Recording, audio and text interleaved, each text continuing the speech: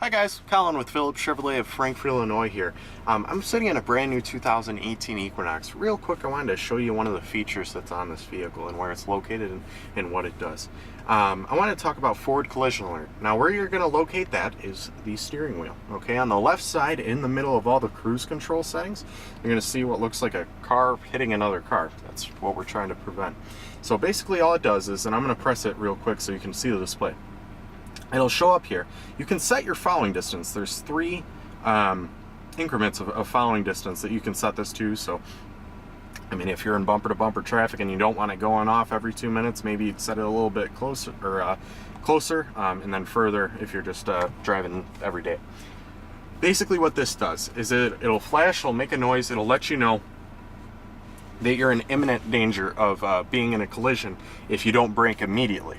Now this vehicle is a Premier. It also comes with low speed forward automatic braking. Okay, so it's also going to assist your braking. I believe it's 50 miles per hour and under.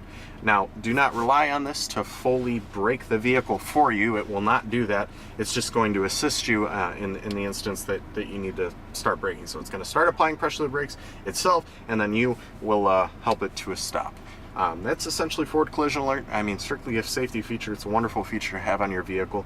If you guys want to learn more about it, come on down to Phillips Chevrolet Frankfort and ask for Colin. Thank you.